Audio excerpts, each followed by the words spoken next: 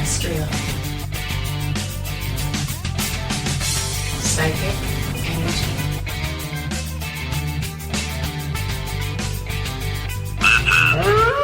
The Calling. And good evening, everyone. It's another beautiful Wednesday here in, we're actually now in Colorado, Boulder, Colorado, and we're up on this mountain. And I'm totally lying. No, we're not. That would be nice. Wouldn't it be nice doing a show from there?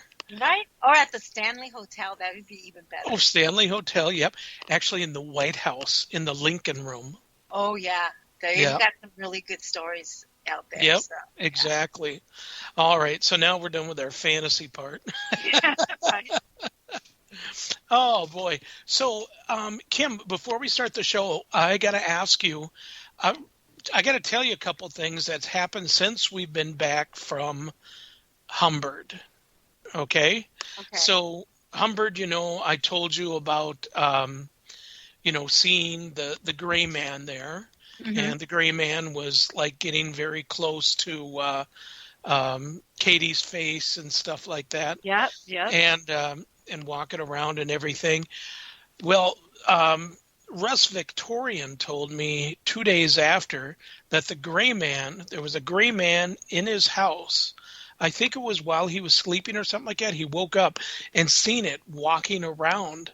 Mm-hmm. And I don't know if he threw a Bible verse or how he got rid of it or whatever and stuff. Mm-hmm. But he did get rid of it. And that was like super nice, Yeah. So that was able to leave. So I don't think that the gray man is anything to worry about. But ever since Steph got back from mm-hmm. doing it, mm-hmm. our one cat, Zooey, will not eat.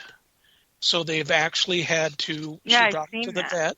Yeah. And she's been feeding it baby food or her baby food and stuff with syringes. Yeah. And she's been eating pretty good now. She's not to that point of eating again and everything. It keeps going back and forth. Mm-hmm. But we're going to do a giant smudge on Friday to see if we can, get that whatever it is out of there and stuff. Yeah. And hopefully Zooey will be back to eating food and stuff. So yeah, exactly. Pretty crazy. That is. And of course my lights are still going off and on. That's ever since you got back from Humbird. And and I feel like something is by the doorway, especially at night once the lights are out, and I feel the sensation. So yesterday I got the sensation again, like if somebody was standing in the room, and, I'm looking around for the animals to see where everybody's at, to make sure, and they're all on the bed and you can hear movement by our doorway. And so, I don't know. Question for you on that. If you were to stand there or if you were to think about it right now, close your eyes. Mm-hmm. Can you kind of picture what it looks like or how it's dressed or anything?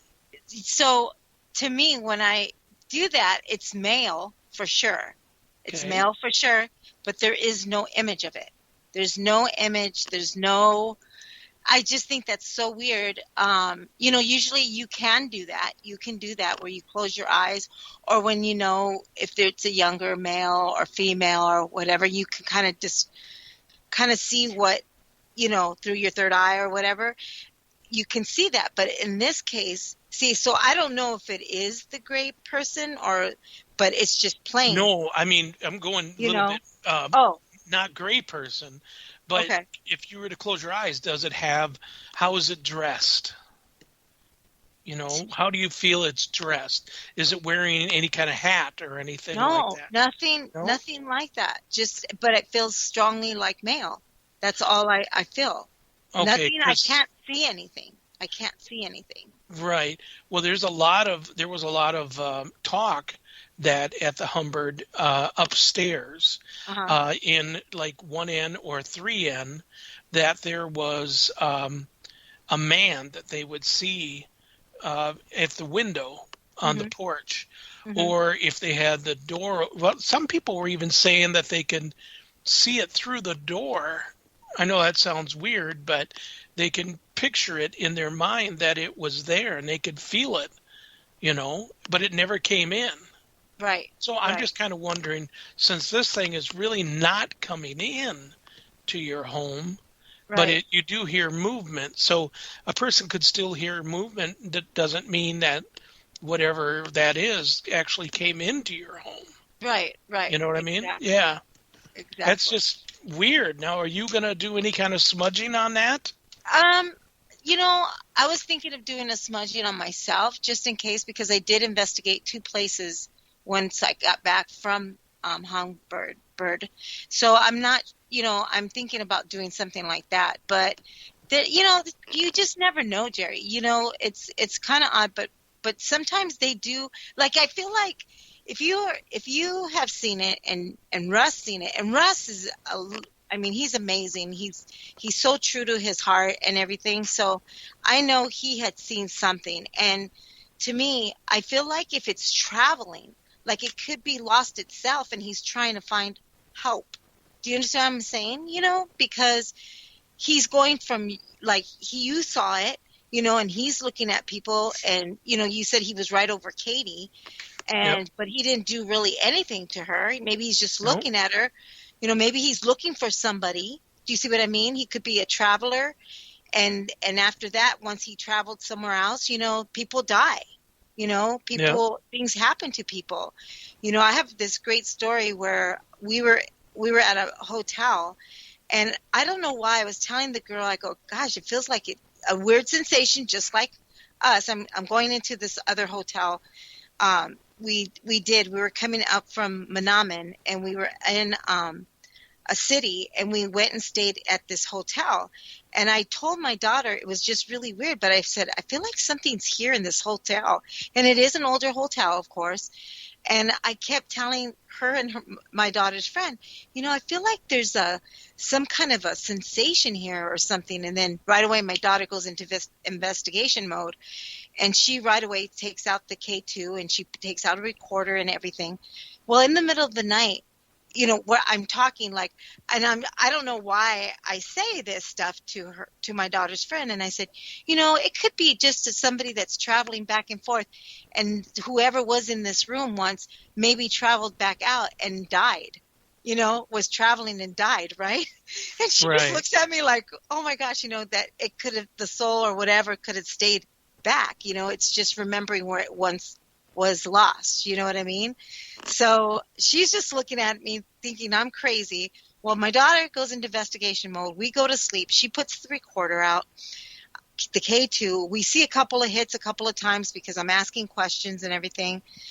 So then we get up in the morning. We go to get coffee in the morning. And I asked the guy, it was so weird. I asked the guy, because I explained to my daughter's friend he could have had a massive heart attack on the highway, and all of a sudden he could have been from this hotel and must have died somewhere, and blah blah blah. Well, the hotel manager he goes, how was your night? And I said, oh, it was good. I said, except the lights kept flashing back off and on. That's why, Jerry. I was wondering why the lights were going off and on. And he says, he goes, yeah, we had a little trouble not too long ago. And I said, oh, really? I said, what was wrong? And he says, oh, well, some guy came off the highway and had a massive heart attack and hit one of those rooms at the end there. Whoa. Yeah. So I was like, what? And I go, oh my gosh, because I must have been reading him, the sensation or whatnot. I was just this great story. If my daughter was here, she'd tell you all the real details to it because she remembers like really good. But yes, a man did have a massive heart attack right off the highway. The car loses control, hits the hotel, that same block of hotels that were there that we were in. And the lights, I guess they had trouble after he died. They were having trouble with electricity and everything, but he said they already fixed it. And with that room for I guess that's the room that row hit or something. It was still having trouble. So, Wow. And my daughter caught whistling. It was like all of a sudden in the middle of the night, you can hear. And so now it's so funny because now that we hear that, it creeps us out because if somebody does that, it's like, you know. But I mean, it was just really weird. So we caught that in the EVP, and you can hear him whistling through the. I mean, for all we know, somebody could have been going. You know, I'm a debunker, and somebody could have been going by, but not in the middle of the night. I don't think at 3:00 in the morning there's going to be somebody whistling. You know what I mean? But I just think it was really odd that I picked that up immediately, and the story was true. And boy, was my daughter's friend floored. You know, you just never know. You never know. You know, traveling, all that stuff. I mean, this man could have been, like I said, back in Humbird, this man could have been traveling, and now he doesn't know where to go or what to do. You know what I mean? And he's traveling between you, whoever he likes. You know, there's probably some light around you guys. I mean, Russ has got to be full of light, you know. So to me, he's so religious about his things, and, you know, I just think that they're attracted to it. You know? Well, I'm full of something, but I can't say it. I'll be fined a dozen cookies. That's funny. So, wow, it's going to be very interesting. My gosh. Right. Yeah. And you guys, there's still, and there's still a lot of footage. You know, you guys are talking how there's so much footage still, and I think I have a couple of pieces still that I got to get through too. And because I didn't have a video camera going and stuff, I did have the body cam going, and you could actually see the chandelier, the Budweiser chandelier, swinging back and forth, not around, but back and forth. Right. And it was pretty much what would that be? East to west. Right. It was kind of weird because I seen it too firsthand, and I was like, "There's no way it could just it kind of like toppled, kind of, you know." And there's no way it would be toppling like that, and it wasn't going in a circle. It was toppling like. It stayed true to the east and west, because the south side and then the north side, and where that is, it's pretty much in the middle. Of both of them. So, yeah, it's pretty cool. That's awesome. Awesome. So now for the Halloween show here, I started looking back on certain things, and, you know, I like the gruesome tales and everything, you know. Yeah. And, well, first off, I put a video out there that's pretty cool. It's one of my favorite indigenous show. They talk about all sorts of stuff. They're hilarious, just hilarious. And they were talking about what's it like to be trick-or-treating on the res, and the belief that natives have and stuff. And if you take a look at that video, you're going to laugh your butt off. So you guys save the link and everything. Is rather funny. But, you know, I started wondering what kind of gruesome murders had occurred on Halloween. There was Ronald O'Brien, killed his son by poisoning his candy. And William Liskey shot most of his family members on October 31st. Wow. It's like, what would drive a person, other than being extremely mad, you know, to kill their son? That is just insane, you know, that would happen. Right. That's got to be. And isn't that like a Michael Myers kind of movie? You know what I mean? Exactly. Exactly. Yeah. That's just wow. But it actually happened. And then that let's see, on October 31st, 1981, Ronald Sisman and Smith College student Elizabeth Platzman were shot in a Manhattan apartment. Their murders are still unsolved. Wow. It's like, you know, do people plan that, or is it something? You know, I mean, if you look at it too, especially this time of year and like in the spring, where the veil between the living and the dead is really thin, and at times it can really make someone kind of go over the edge. You know, it can. And especially with full moons, like on full moons, you know, you have murders, burglaries, all that stuff. If you ask any police officer, they're going to tell you that that's one of the first things they write down, if it was a full moon or not. Because, being a bartender, you were a bartender. Yeah. When it's a full moon, people are just nuts. People are crazy. Yeah. I do not. You're right about that. I would honestly, if somebody told me there was a full moon and they said you had to bartend tonight, I'd be like, oh no, because it is. It's just like that. It is. And it's funny because we've had to, call the police many times. Yep. And when the cops come on out, the first thing they say is, well, it's a full moon. What can you say? It's like, people saying it as a joke, but it's really real stuff, Yeah. It's just crazy. Who else we got in the chat room? Just the same ones. Gosh, where's all the regulars? CC, please, as they come in finally, and it's 7:17, whoever it is, find them. Cookies for everyone. Right. So, okay, and what was the other thing that I was looking up? Okay, so everybody knows about how the Halloween originated, or claims of it being originated, which was the ancient Celtic festivals. They would light bonfires, wear costumes to ward off ghosts. In the 8th century, Pope Gregory III designated November 1st as a time to honor All Saints. Soon, All Saints Day incorporated some of the traditions of, and I always say it wrong. Is it Samhain? Samhain. Samhains. Samhain? Oh, I don't. You can't say it remember. either. I can't say it either. Okay, yeah. I've always had a really big problem with them, It's trying to say that. And then, it's like, it's weird is that Halloween now compared to when we were kids and stuff is so different. It is. So different. I mean, back in those days, it was fun. Right. Kids had a great time, and there was, no problems with that. And nowadays, it's way different than that, Yeah. I think people, with all, and there's like some crazy people, they take it to an extreme, and they do a lot of crazy stuff like worshiping. It's the best night ever, especially the witching hour.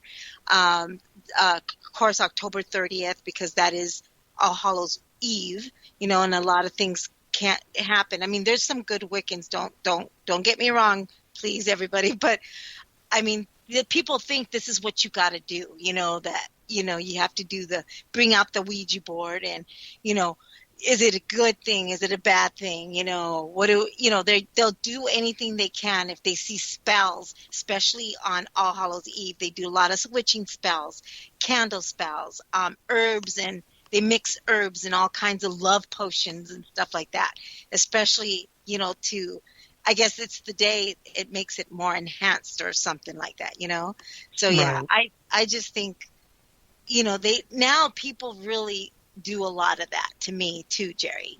Before when I was a kid, maybe because it was just innocence, you know what I mean? And you just go get your candy, you get all dressed up, and that's it. But no, I think a lot of people now do a lot of different things now. Yeah. Well, it's weird because it kind of, like in 1903, I looked up a lot of times of, Halloween and stuff. Right. A young child would seek revenge on a grumpy old man from the neighborhood by ringing his doorbell and throwing flour in his face. Oh my gosh. I mean, I remember when we were young, and I remember my best friend, Mike, all of a sudden some kids went and they set a bag on fire. Yeah, yeah. I didn't know what would be in it. Oh, and I went up there and started stomping on it, and it was dog poo. Yeah, that's happened to us too when we were young on Halloween. I've never seen anything like that. It's weird. So back in 1903, let's go back to that. And I wasn't alive back in 1903, believe it or not. Often bonfires were built in celebrations, and masks were expected for most children, even if not in costume. Right. And that's, again, back in the 60s, that's the same thing with us. A lot of us, now this is hilarious, but I remember when I would go to the S&L store to get clothes for school and stuff, I was there. The first thing they would say is, he's a husky. They never said fat or anything like that. And that was a certain size. And there was a lot of kids like that. And we thought it was cool. Well, you don't think it's cool now. Now they'd say, you're a big man, big, tall man. You're not tall. You're just big, But anyway, but some of the costumes would never fit us. They didn't make the same size. So we just wore the mask. And again, I think I said this last week, my favorite mask of all time was my Casper the Friendly Ghost mask. Oh, I had that too. I love that costume. The plastic one with the, it had that little rubber band thing around and stuff. Yeah. And you'd always get that thing caught in your hair. Or it would it was crazy. Or the staple that hung onto it would actually catch your ear. Yeah. That sucked. It would always bust because the rubber band wasn't like long enough to go around your head, so it would bust off. Yeah, and most of the time what we do is like my grandfather, one year we went, and he said, well, come here, he said, and he took the shoelaces out of my shoe, and he tied it on one end and then on the other and tied it. We'll put it back when you get home. Well, he made it so tight it was in a knot, we had to cut it. And then when I went home, and Dad's like, why don't you have a shoelace? And I said, well, Grandpa, he said, you always listen to your grandpa. Last time you came here, you only had one sock. Oh, there's a reason. I'm not going to tell you. Very few people know the reason of the one sock. I don't want to get too much trouble here. But no, I mean, there was a lot of fun and everything, back in those days. But nowadays, especially in school. School was really fun too. I remember a lot of stuff in school. But I got to tell you guys this story. So I was just a little kid, and I was 12 years old, and I couldn't go trick-or-treating because I had a long cast because I had a lot of surgeries on my leg because I had a disability. So I couldn't go out. And I don't know who in the hell – I don't know if I could say that. Cookies. Cookies. You got to send them this time, kid. But I don't know who in the heck would do this, but there was an actual man that had his little girl come up to the doorway, and there's nobody, no more trick-or-treaters, nothing like this. And I was probably about, I want to say I was like maybe 14 years old. He had his little girl pound the door. Or maybe it's just some psycho that wasn't even his little girl for all we know. She pounds the door and says, help me. And I'm like, scared like to even open the door, right? And she's pounding the door more. And she's like, help me. There's a man out there and he's trying to get me. And I'm like, what the heck is going on? And so I open the door and the little girl's looking at me, help me, please help me. And I'm like, oh my God, I'm afraid to open the door. And I said, who's out there? And you see this man, like he's lengthy and tall. And I'm like, what the heck, is this? But it's an actual man. It's a real man. And I'm like, who is this? I'm like, I'm going to call the police if you don't leave this little girl alone. And I'm still afraid to open the door, and she's like, come on, help me, please open the door. And I was like, I am not going to open the door. I was like thinking to myself, there's no way. The guy is standing there and he's just pacing our front yard and pacing it back and forth.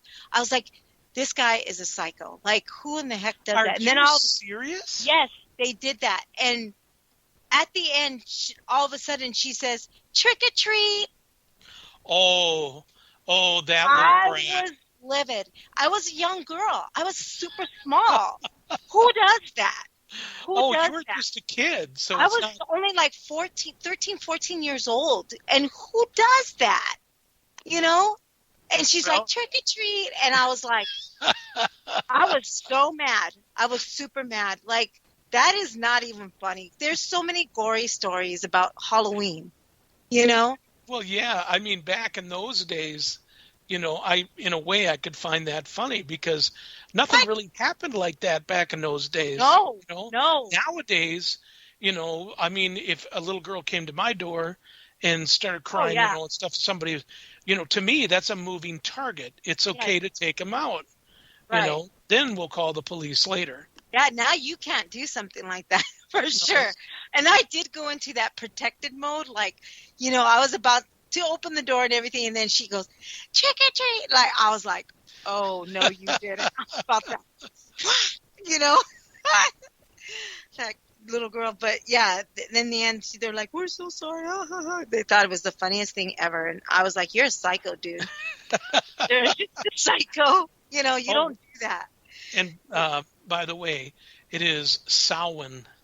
We got Samhain from Steph. Yeah, it's Samhain. Okay, just doesn't look like that.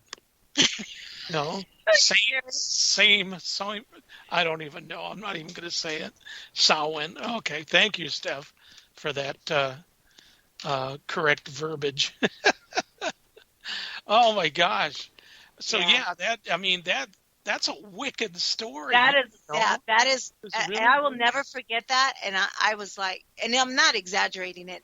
They were just, honestly, I probably would have shot him. If it was nowadays, you do that to somebody, I would have probably floored his butt. Just saying.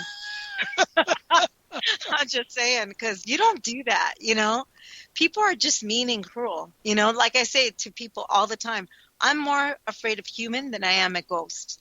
And that's why I've never been afraid of anything like that. Right. It's ridiculous. That was ridiculous. And I wonder if karma ever got a hold of them. You know what I mean? Yeah. The whole karma of it is just that they're just going to laugh their butts off for at least 3 or 4 hours and tell the story over and over again. That moron down the road? I was drinking, Jerry. I was drinking. I could just see it starting to come out your nose there. Yeah. But, you don't do that to a kid, for crying out loud, No. You just don't. So, well, you don't do it to a kid. No, a kid doesn't do that to an adult or to an older. How old was she? She was really little. She was probably like 10 years old. She was a little blondie with curly hair, and she was dressed like, I want to say like Dorothy or something, like or Snow White, like a little. I didn't even pay attention to the outfit because. And the dude, was it his dad or something, or was just a teenage brother? I guess it was a dad or something, or even an uncle. But he wore like a lengthy outfit, so it made him look taller. The French coat and everything. And I was like, I don't know. That was the most horrible thing you could have ever done to a kid, honestly. So, right. People are just cruel. I'm not kidding. They really are. So there's my good story. There you go. So there you go. Yep. Wow. Yeah. I'll be darned. Oh, look at that. Wow, the first half is already gone. All right, guys. So we'll be right back in about 2 minutes. Hey, Steph. Hey. It's a Taffy Tuesday today, Heidi. Taffy Tuesday. I don't know, Steph. That's kind of a stretch. Well, we want to give everyone something to chew on. Tune in to the Gathering Radio Show Tuesdays at 9 p.m. Eastern on Para X Radio. Are you haunted by shadow people in the middle of the night? Do you secretly love all things creepy and spooky, enjoying ghost stories and horror fiction from the best storytellers? Do you have a true ghost experience you want to share, but no one will believe you? If yes, listen to the professionals on What Are You Afraid Of? Horror Paranormal Show Friday nights at 9 p.m. on Para X Radio and at www.whatareyouafraidofpodcast.com. What Are You Afraid Of on Para X? Our creepy and demented hosts are on call to provide you with all your spooky needs with true ghost stories, interviews, indie music, and new horror fiction. We are ready to scare you. Para X.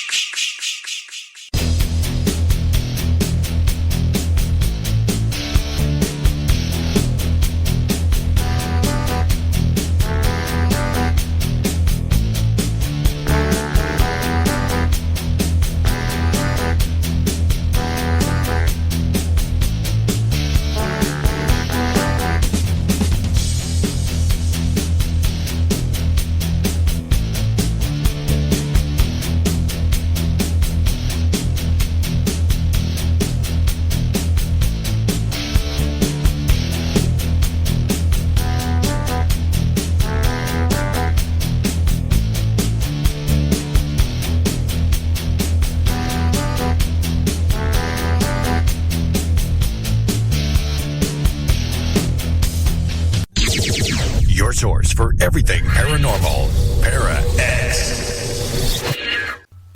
And we're back. This is Jerry with the Calling, along with Kimberly Juarez. And if you've missed the first half of the show, not to call them out, but Moofy or Sherry, if you missed the first half, the second half, or the whole thing together, will be on tomorrow at 4 o'clock. I'll have it on www.thecallingradioshow.com or on the YouTube, The Calling Radio Show. So, we're having a great time. I love Para-X. It's the only place to really go for great entertainment. Of course, our show. But there's others, too. Tuesday night, there's a gathering with Stephanie and Heidi, and they have a great time. And even once in a while, the trio comes together. And here comes... I can't remember her name. Oh, my gosh. There's Stephanie, Heidi, Kristen. I was going to say. Yeah. And Kristen, yes. And so they have a great time. Deeks Paranormal is right after us. And there's tons of other shows around that are really good. So stick around and listen for the first half, and stick around for Geeks Paranormal right after us. Okay, we are back. And... yeah, Moof, I called you out, and you too, Sherry. And Cece, it is acceptable. Yep. It's acceptable. And Kristen, yes, Steph, it took me a second. I could picture her, but I couldn't remember her name. So, talking about Halloween and all that stuff, one of the big things you never see anymore, well, especially now in the last, 2 years, is bobbing for apples. Oh, yeah. You remember that? I remember that totally. I had a Halloween party, and we did that. I remember. Yep. And, thinking about it now, it's like how many times that I was bobbing or someone was bobbing, and there's always one person that's like, oh, yeah. Is it my turn? It's like, oh my God, everybody wanted to bob for an apple, and it's like, you're drinking snotty water, I never even thought of that, Jerry. Yeah, nobody does. Yeah, that's a Halloween story gone wrong. Exactly. Well, a little bit, even before the time of Caddyshack. You know which part I'm getting at here? Yes, the candy bar part? Yep. I remember Chuck Holt, our neighbor guy, and they had a huge thing out for bobbing for apples. Yeah. And they also had another one out, which was bobbing for candy bars. But Phil took one of the candy bars, a Baby Ruth, and put it in with the apples, and a kid came out, and right away the first thing they thought is that somebody had crapped into the the bobbing for apples thing, which was really gross. Now here's even the gross thing. They had horses like us. Where do you think they got the trough for this? From their horses. Oh my gosh. So the horses had been drinking out of it for years. Oh, and of course, you clean it out once in a while when it gets some algae on the top and stuff. Right. But yuck. Just looking back at it, it's like, I wonder, Gary. But remember, back in those days, our bodies, we could ward off everything because we were all in shape. We were doing stuff and everything. And nowadays, everything that you drink, eat, touch, smell is ready to kill you. Yeah, that's true. So it's pretty crazy. Yeah, Sherry Oofta, definitely. I just think that is the grossest thing ever. It is. I mean, and just a moment ago, you were like, "Oh gosh, remember that?" Oh, I know. And now you're like thinking about it, going, you're on that verge of actually throwing up, because it's like nasty, But we did that kind of stuff. Yeah, that was a tradition. That was a tradition to bob for apples, and I don't know who even thought of that now at this point, but that's great. Exactly. And, other things, too, about the worst thing that ever happened back in the 60s with candy and stuff like that. We never had anybody put nothing in an apple. Oh, yeah. Anything like that. Like they do nowadays. The worst thing we had was there would be a gang of kids, you know, that would run as fast as they can, and they'd grab your candy and keep on running. We saw needles once in our candy. Really? And, yeah, and we had to report it when we were really small. I think my mom had to report it. Yeah, because they were just where we were in Covina, California, and you would never even think something like that would happen. And so they had to report. There was a reporting of all these different, and there was like little like needles, I think those like sewing needles in the candy. So yeah. So wow. Yeah, people are just psychos. I'm sorry. That is terrible. Even back then, you know, there was always something. And, you know, I mean, just, you couldn't really eat even like, unless the only thing you could eat, like, think about it, you guys. We could only eat, my mom would be very strict. And if somebody baked cookies and everything, we had to throw all that away. You know, popcorn, anything that was handmade, we had to throw that away. But if it came from a house that we already knew those people, then we were okay. So, well, see, that's really weird because, I mean, in Bemidji, it was any house that you went to, there was either homemade popcorn balls or candied apples or caramel apples and stuff, and those were the big ones. You know, you never seen a bottle of soda anywhere or a Coke or a can of pop, soda. Can or a bottle of pop. Nobody would give chips away. That's cheap stuff, man. We wanted candy, you know, but there was a lot of apples. The older crowd would give away apples, and there were always the Washington apples, you know, like my grandfather was huge on giving away apples. He would buy like 2 full crates of Washington apples, and he'd store them in our closet at our house, so that when it was time, because it was always nice and cool, and the smell was phenomenal. So then he'd bring them home and stuff, open them up and hand them to kids. And they were huge apples, and they were so sweet. They were so awesome. But, plus that too, then Grandma would have to, whatever's left, you know, make pies out of them or cobbler and stuff, you know, and kind of give it up. But anyway, no, there was we never had any cases of that.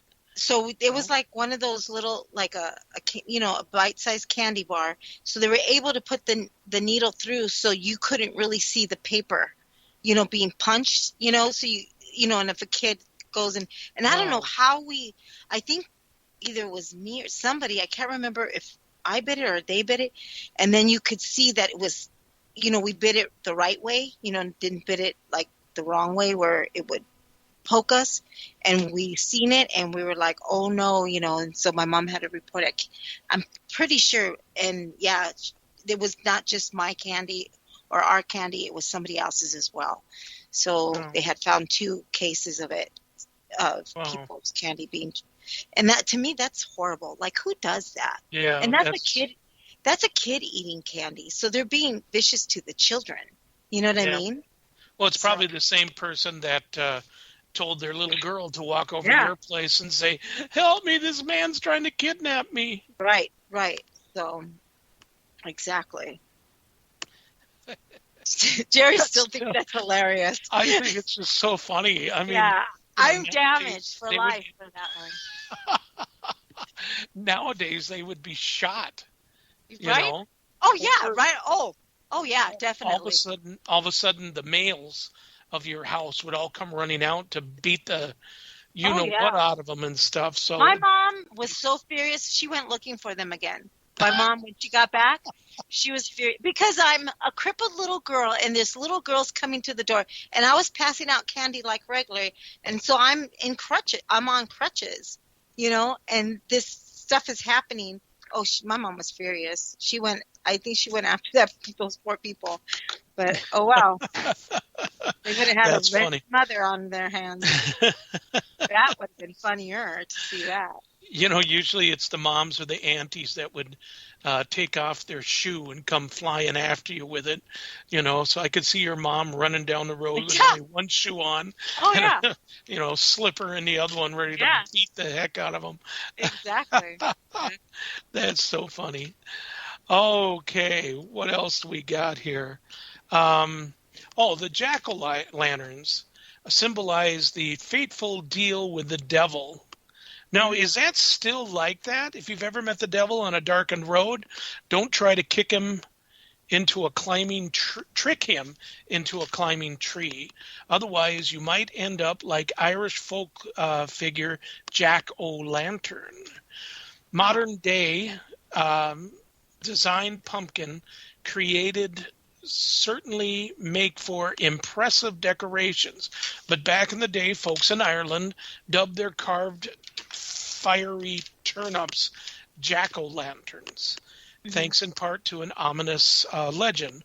One night, a conniving local drunkard named Jack trapped the Prince of Darkness in a tree by hacking a sign of the cross into the bark.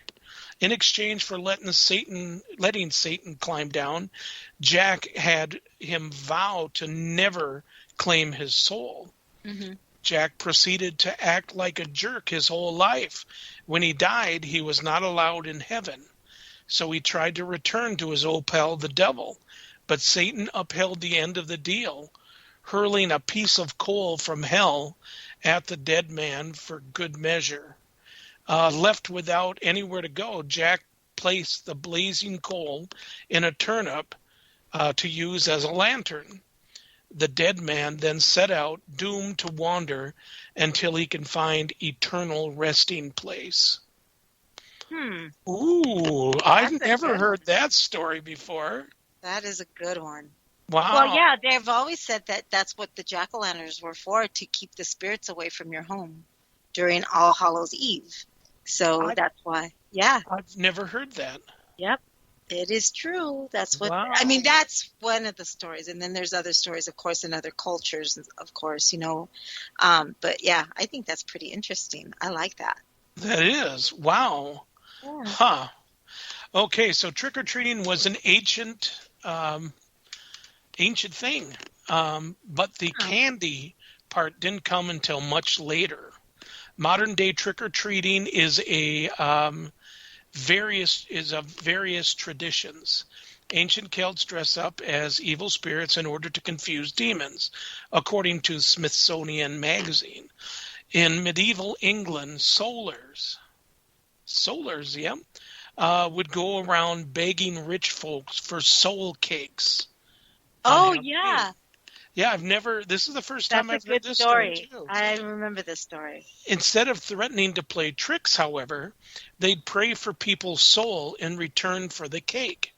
And according to the Teacher's Almanac, Complainant Teacher's Almanac, although medieval Europe, murmuring, dressing in disguise, and visiting neighborhoods while dancing, playing music, and doing tricks was popular on major feast days.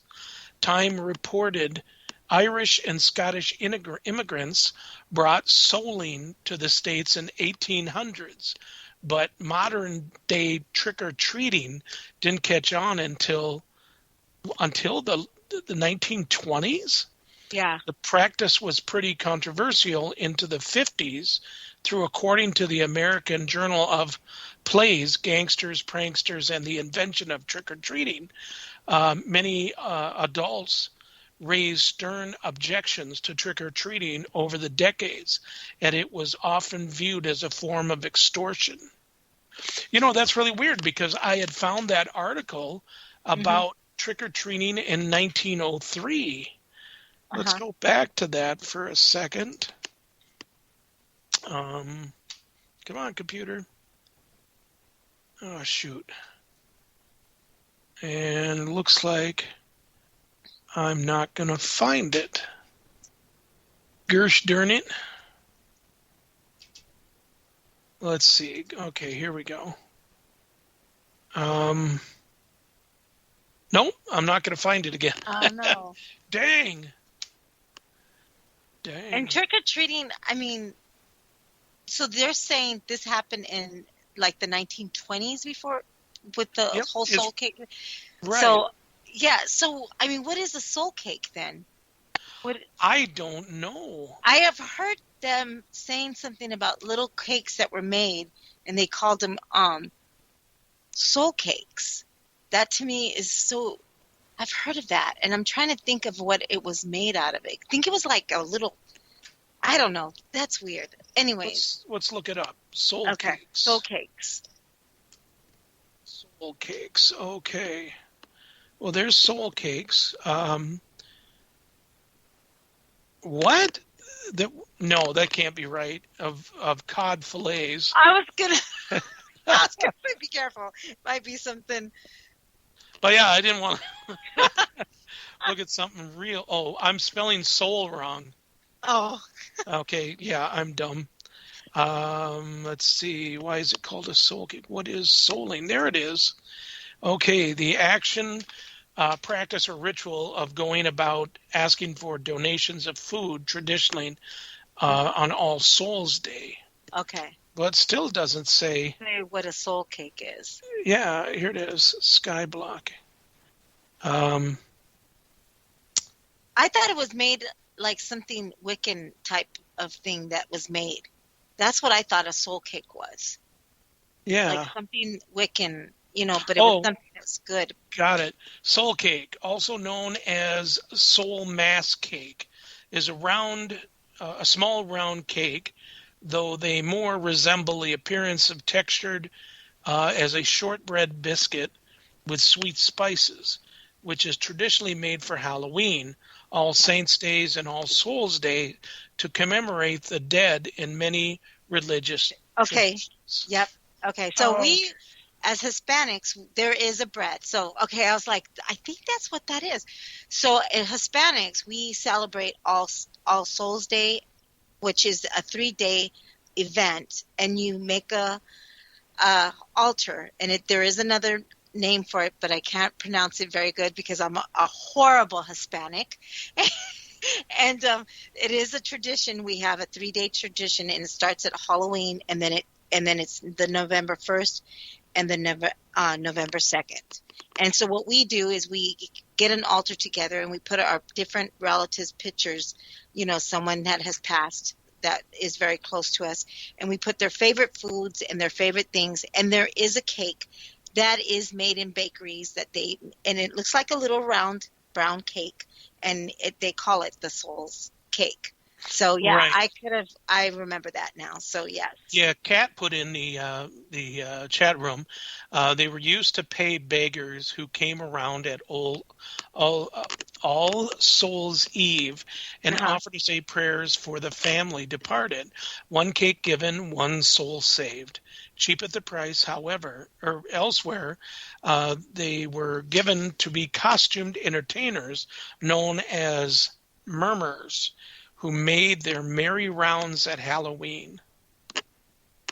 Wow, that's pretty cool. I've never heard of any of this stuff. Yeah. And remember, folks, you've heard it first here on the Calling. So wow. I have a story to tell. So I got a phone call from a client, okay? Now, this is interesting to me. I got a phone call from a client, and I don't know what's going on yet.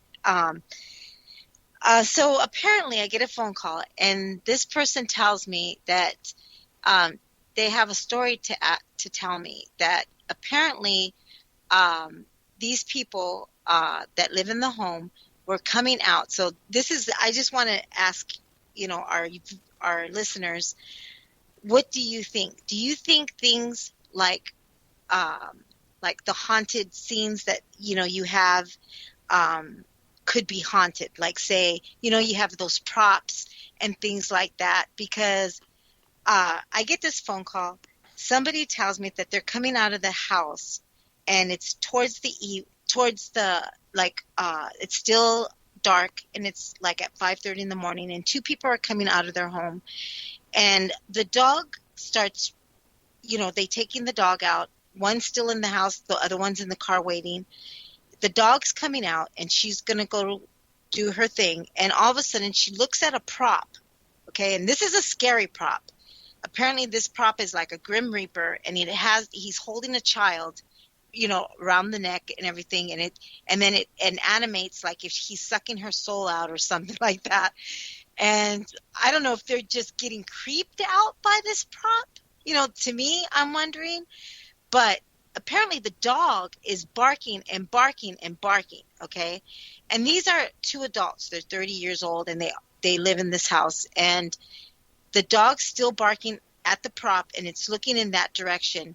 And that person's still in the car. Then finally, the other person comes out, and she says, stop it. You know, she's telling the dog to stop because she's wondering what the heck's going on. And then all of a sudden, she looks over to where the dog's barking, and there's the prop. And all of a sudden, she feels this sensation like if something's looking back at her. But there's nothing looking back at her because there's nothing there. You know, the prop is facing in the other direction. Well, anyways, so the dog's still barking. And finally, she's like telling her, family, stop. You need to stop. That's what the dog's name is. So she goes in. She brings her back into the house. And she's still feeling this creeping sensation, you know, and she's walking around the vehicle. She gets into the vehicle, and the guy says, whatever you do not look in my direction. And she's like, what? He goes, don't look. Don't look. And she's like, what are you talking about? And she can feel the sensation of somebody looking back at them. And these are adults. These aren't little kids. These aren't making up stories. These aren't. What do you guys think? Do you think there could be a haunted prop? Do you think that animation thing could be haunted?